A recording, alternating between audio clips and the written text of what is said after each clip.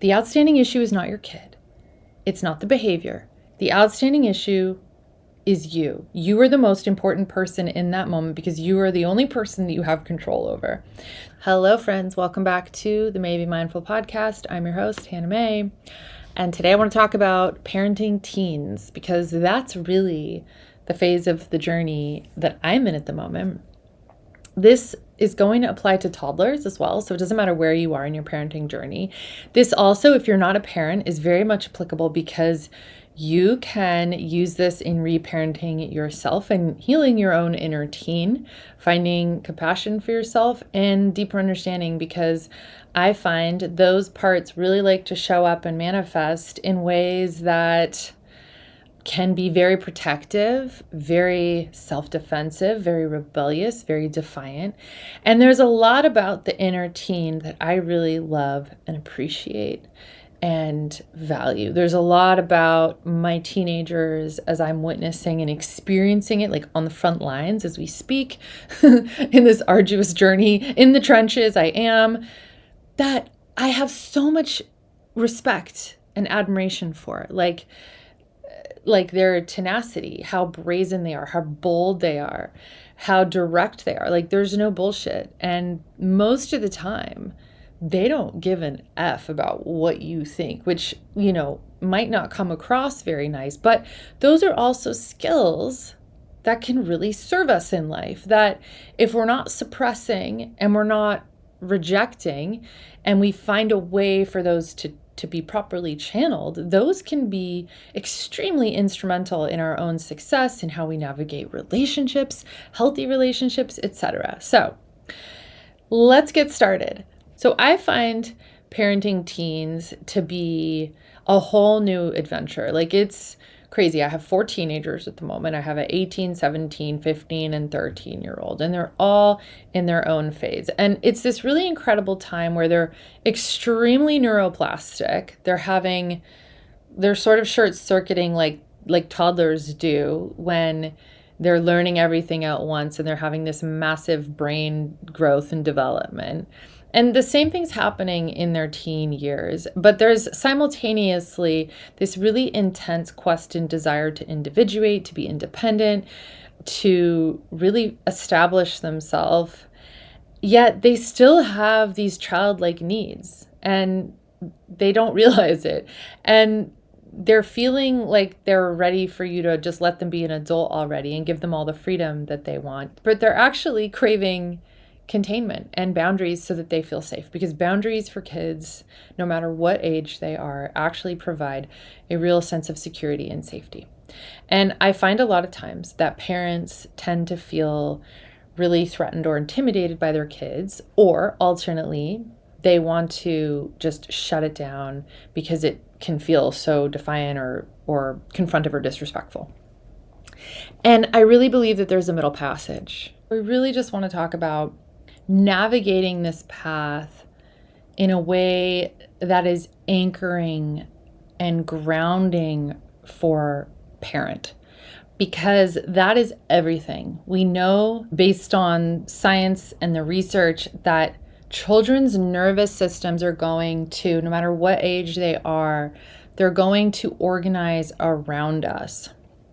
And the field that we're holding is going to be dictating the overall environment. And we do have authority. We have a spiritual authority as well. And I think mothers in particular have a spiritual authority that they can exercise, not to be in control of, but to speak a covering, so to speak, because the other aspect is that our teens are up against a lot. They're facing a lot more volatility in the world than I was, and it felt volatile AF when I was growing up. And so even in the best household where you're doing your best, you feel like you have a relatively functional household. I mean, it's not possible to do anything perfectly. They are still facing so much environmentally. And then you talk about technology and social media and everything that's progressing at the speed of light, essentially. And that's just really more opportunity for them to really disconnect and become addicted. And through that addiction to distraction and just checking out, there's a loss of connection. So the call is back to connection. And with our kids, if they start acting out, it's always a call for boundaries. It's always a call for containment, I have come to understand. And a lot of times we miss it, and it can be really easy to fall into this trap of thinking like, oh, we need to punish, or there needs to be a consequence, or we need to shut it down, or we need to fix it, or we need to not have the boundary so we don't upset them. And I really witnessed this a lot and have over the years with parents, with different parents that I've talked to, whether they've been friends, whether it's been in moms groups, whether they've been women that I've counseled. There's a fear sometimes of our children's volatility, their own emotional volatility, because it triggers in us something that we feel that we can't control. And then naturally, as a parent, we want to end those feelings in us by ending it in them, but it doesn't actually resolve anything. And so the parent is not at fault for this, but I think it's an important conversation to come back into community, because we need to know that we're not alone. We're not supposed to do this in isolation. We're supposed to do it in connection ourselves, and also deeply reconnecting and working on our own stuff that gets confronted as we parent. So there's tremendous opportunity in it for growth. So let's talk about the misinterpretation that we see with teens' behaviors. Obviously, it's a signal, but how are we meeting that signal? So it's really easy to look at the behavior at face value and then label the child as there's something wrong with them or something that needs to be fixed, versus they are giving feedback and they are actually communicating a need that they don't know yet how to verbalize. We do this as adults all the time. Like, we are no better. We can snap at somebody. We can be impatient because maybe we've avoided something in ourselves, or we haven't been attending to a deeper need and we've been spreading ourselves thin, and then we're at capacity and we're at our limit, and then we have no patience, right? This is really common. We forget ourselves all the time. And so naturally, it's better to do preventative and just maintain that connection rather than losing it and having things spiral. Obviously, then the behavior is not the problem. The behavior is a signal. The louder the behavior, the louder the call, the deeper the need. And this is going to manifest differently depending on whether you have an introvert or an extrovert, somebody that externalizes their pain or turns inward. It can look so many different ways. There's a test, I believe. They're testing, are you steady enough to hold me? How much can I push you? Can I trust you to hold space for what I'm holding? And do you have capacity for me? Am I too much for you? Or will you love me unconditionally regardless? So they will push, they will trigger, they will resist. They will gaslight. I joke that like teenagers are all narcissists. They go through this narcissistic, necessary developmental phase. They'll gaslight the shit out of you and try and make you feel bad for doing something that is actually necessary, like holding the line on something. And yet I have found they will actually thank you. And they won't thank you verbally necessarily most of the time, maybe later down the line. They will thank you because their nervous systems will settle when they experience containment, even if there's disappointment, even if it means they have to be still and then they have to, feel their feelings, and it allows them to decompress, to offload with that containment, with that boundary. So there's two extremes that a lot of parents fall into, and this is really common. And most parents swing between two responses. And sometimes maybe one parent errs on one side of the coin and the other parent is trying to create a counterbalance and is doing the polar opposite when they're wanting to fix things or make things better or restore order.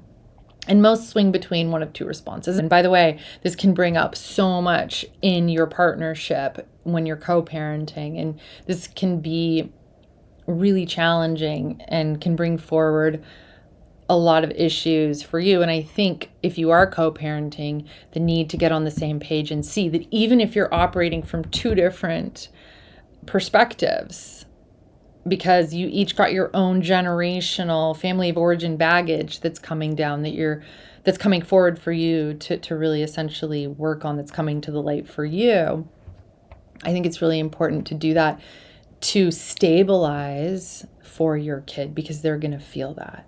But, one side of the coin is control, punish, shame, and blame.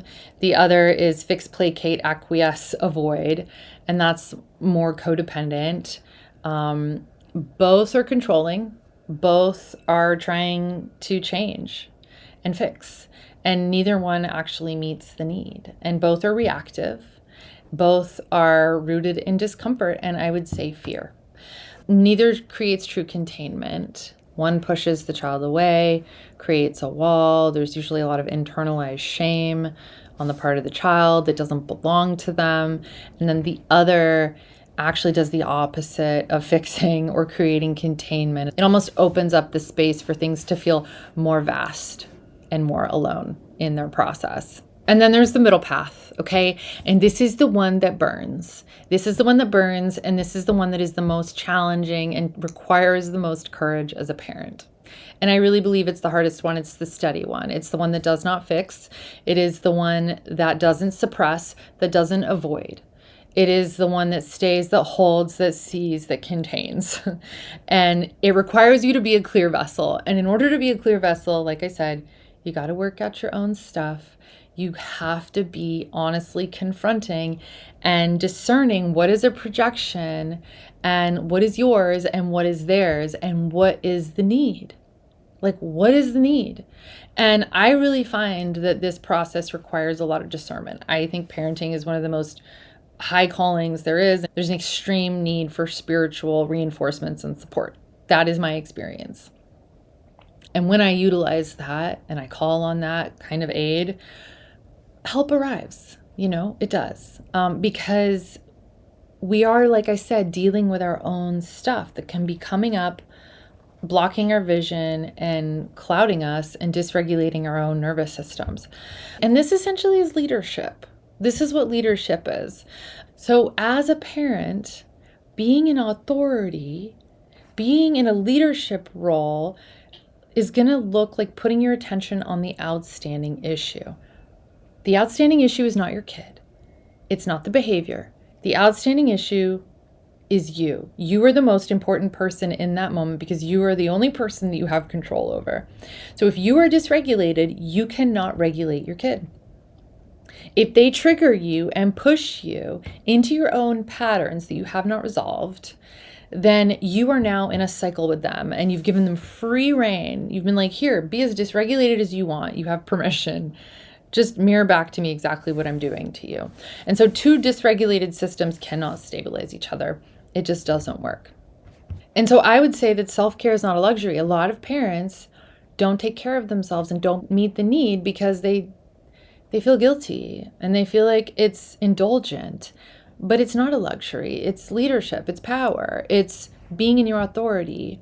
And your nervous system is the container. And when you start to realize that your field, like how much ability you have to shift things and be an example and be steady and be an anchor when they're needing it. And, the truth is, depending on what somebody's going through, they might not be ready in that moment to hold on. It might not look like the way you're wanting it to. Connection might not look like the way you're wanting to.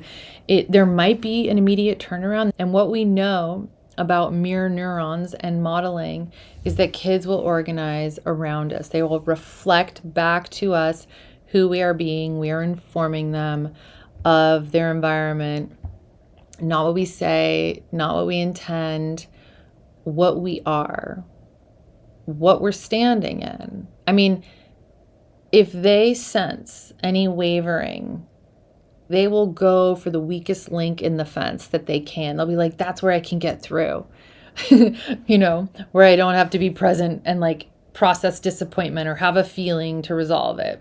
They really do calibrate to our state. And at the very least, we can be an example of how to move through conflict with grace, to set and model an example and let them know it's possible to resolve conflict without having to feel bad or feel shut down or shamed. And that it's okay. Like disappointment is okay.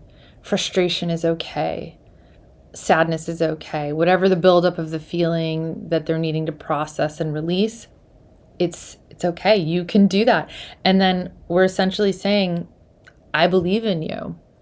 And I think to become our kids' cheerleader is in the light of what they're walking through, because we don't always know what's going on with them, especially when they're teens. They're not necessarily sharing all this information with us about their day to day, their disappointments, what's going on in their social circles. To be saying, I see you. I see the truth of who you are at your core, no matter how you're acting, and I believe in you, is so huge. Like, to have a cheerleader, think about the cheerleaders in your life. If you go through your life and you go, okay, this person believed in me, these people believed in me, they encouraged me, no matter what, that was so uplifting and supportive, because we all know what it's like when people are not our cheerleaders, when they view us negatively or they pass judgments that feel unfair and cause us to feel unseen or misunderstood. That can be a really painful thing for a kid, and it can be really easy to feel misunderstood, not to mention all the confusion of hormones and self-esteem and self-image and everything that they are trying to navigate. I really believe that parenting is a self-evolution process. The work of parenting is not about managing kids. It's not about churning out a perfect product, about fixing it. There's really so much surrender involved in it. It calls you back to yourself. It calls you to break cycles, to expose your patterns, your wounds, your limits. And there's a lot of letting go in it. There's a lot of detachment. There's a lot of needing to anchor back into your own connection with yourself and with higher power. The places where we feel the most discomfort or challenge, that's the point where we need to meet ourselves. And a lot of times we tend to go, as with any problem, we tend to look external and go, let me change that so I don't have to feel this. But that's, again, control. There's no surrender in it. There's no introspection in that. So I think introspection and curiosity about your own feelings and your own process is one of the most effective things you can do. I mean, it's so humbling. Like, you don't have it figured out. You're never going to be able to do it perfectly. I had a friend of mine tell me, well, it's an impossible job, of course. And I was like, oh, that's so helpful to hear. And that's so humbling. And it allows you to sort of throw off the perfectionistic cloak that a lot of times we put on ourselves, and thinking that we have to do it all and carry it all ourselves.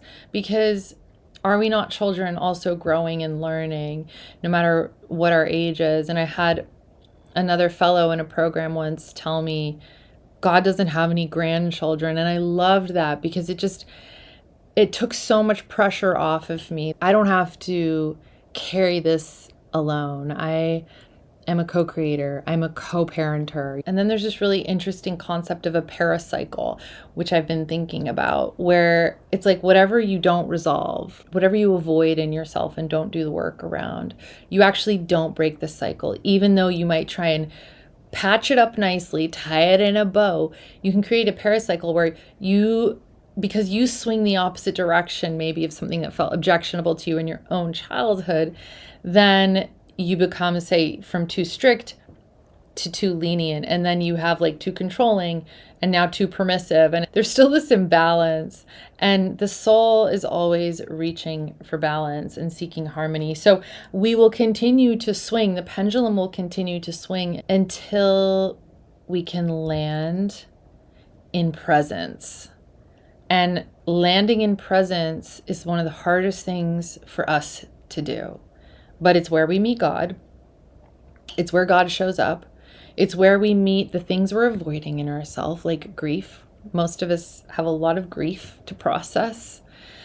And grief's not one of those emotions that you can just like snip, snap, like transform. It does take more time. But the beautiful thing about grief, and there's a lot to let go of. There's a lot of grief in parenting naturally, because you spend the first X amount of years like attaching heavily, and then you have to spend the next X amount of years detaching and letting go. And the thing about grief is that it opens up divine flow. So, as I've come to understand grief, it puts us into the sea of love. And even as a parent, grieving maybe things in your own childhood or grieving relationships with your parents that didn't meet the ideal, that maybe there was nothing wrong with the ideal, but it just wasn't, like, it didn't pan out. So meeting yourself in that, in your own parenting journey, because that stuff naturally is going to come up and get triggered. So it's not just psychological, we can talk about the mirror neurons and the neuroscience, but it is very much spiritual underneath it from a generational perspective. And there is a need to anchor in to a spiritual connection and understanding for clarity and the best path forward sometimes, because there is external influence, there is distortion that can come in, confusion that can be created, again, a lot of times through our own wounding. And we've talked about in the past in other episodes where fear and certain spirits can come in through our wounding. That's where these energies get a foothold in us, so to speak. And so it's in the healing of ourselves that we release these influences and distortion and confusion. And we essentially break those ties off of our family.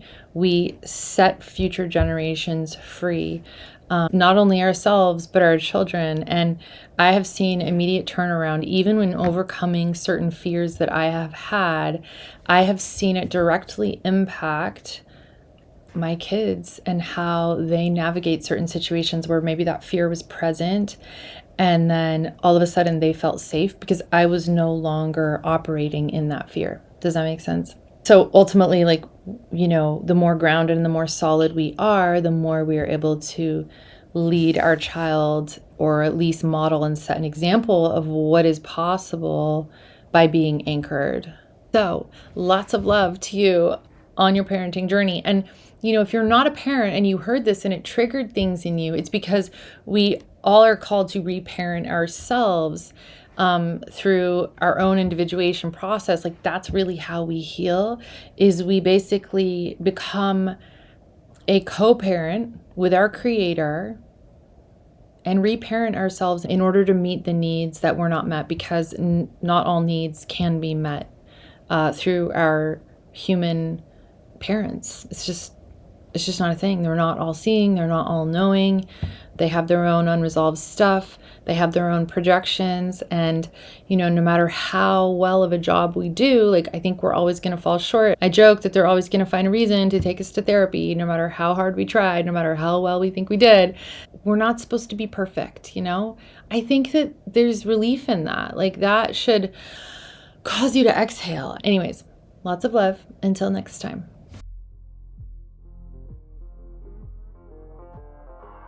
Thank you for tuning in to the May Be Mindful podcast. If you enjoyed today's episode, don't forget to subscribe and leave us a review. Your feedback helps us grow and improve. For more information, resources, and exclusive content, visit our website at maybemindful.com, or go ahead and follow us over on Instagram at maybemindful. If you enjoyed this week's episode, please give me a follow, screenshot the episode, and go ahead and tag me until next week when I bring you another thought-provoking and inspiring topic. Until then,